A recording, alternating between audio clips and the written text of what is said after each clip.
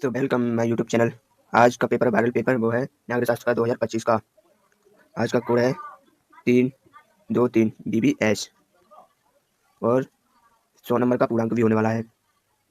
तो चलिए अब चलते हैं आगे। तो पहले पढ़ते हैं नोट।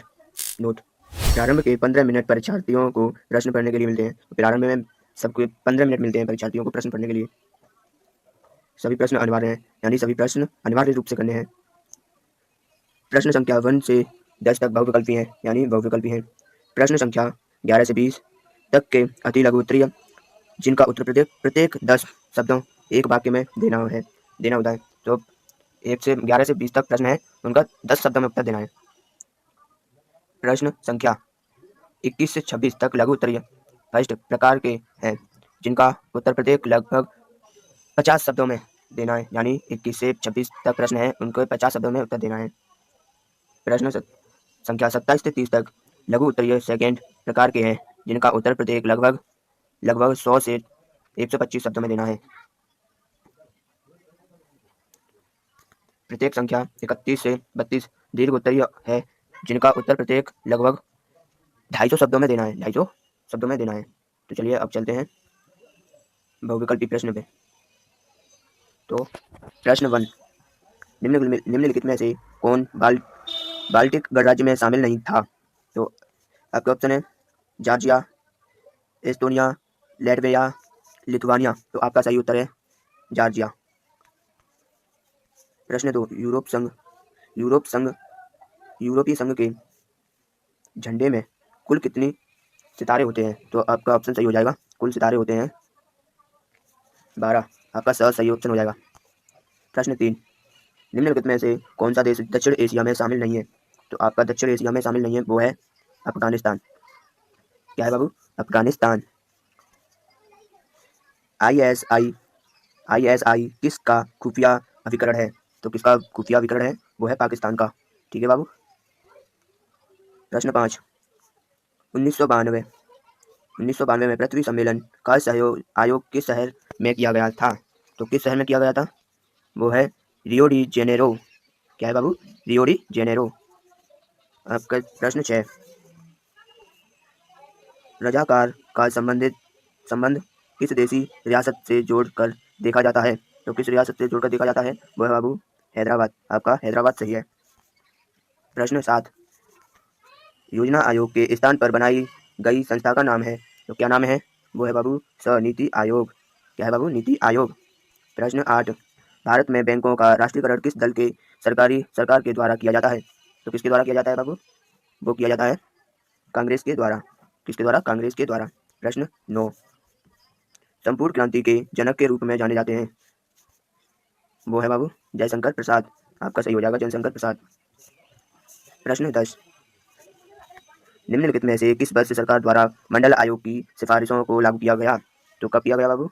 1990 में। आपका सही उत्तर है।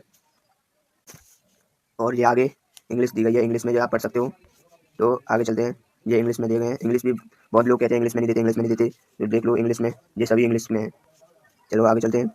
अब पढ़ते हैं अति लघु उत्तरीय प्रश्न। क्या बाबू? अति लघु उत्तरीय प्रश्न। प्रश्न 11, द्वितीय विश्व युद्ध के बाद विश्व व्यवस्था की किन्हीं दो विशेषताओं को बताइए। तो आपको उत्तर लिखना है। नंबर 1, द्विध्रुवीय विश्व व्यवस्था। नंबर 2, संयुक्त राष्ट्र संघ की स्थापना। ये तुम्हारा उत्तर हो जाएगा बच्चों। प्रश्न 12, यूरोप के ऐसे दो देशों, द्वितीय विश्व युद्ध के बाद विश्व व्यवस्था की किन्हीं दो विशेषताओं को बताइए। तो आपकी विशेषताएं हो जाएंगी। नंबर 1, द्विध्रुवीय विश्व व्यवस्था। नंबर 2, संयुक्त राष्ट्र संघ की स्थापना। ये आपके सही उत्तर हो जाएंगे।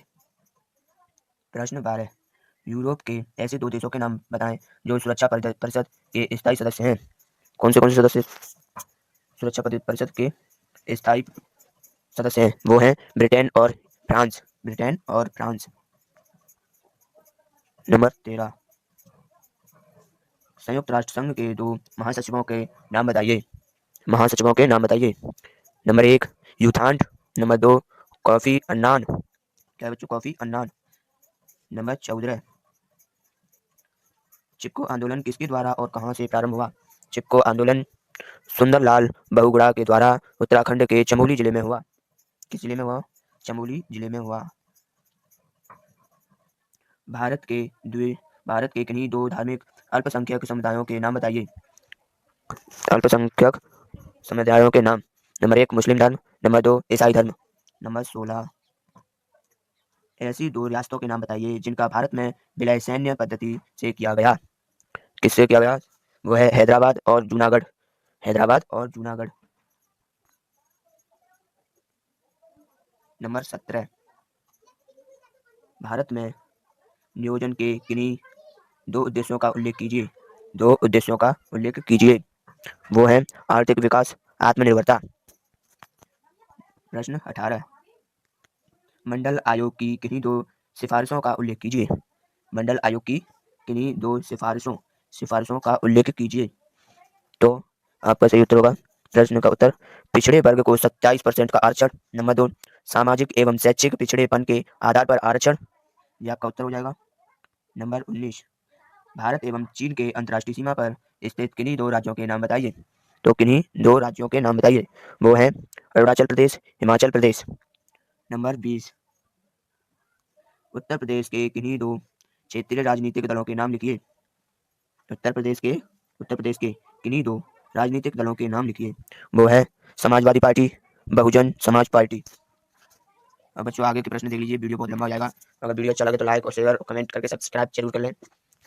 आगे के प्रश्न देख लें बच्चों। आगे के प्रश्न, ये सभी आगे के प्रश्न हैं जो आने वाले हैं। जिस क्लास 12 के नागरिक शास्त्र का वायरल पेपर है बच्चों।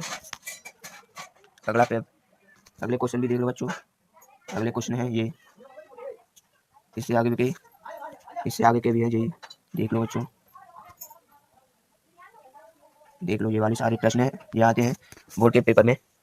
ये प्री बोर्ड का पेपर है, ये भी देख लीजिए बच्चों।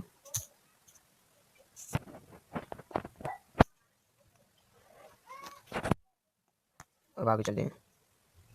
ये भी प्रश्न देख लीजिए, याद कर लो सारे, देख लो, वीडियो बहुत लंबा हो जाएगा। देख लीजिए, सारे प्रश्न करा दिए हैं, सभी के स्कूल में आते हैं, याद कर लेना बच्चों।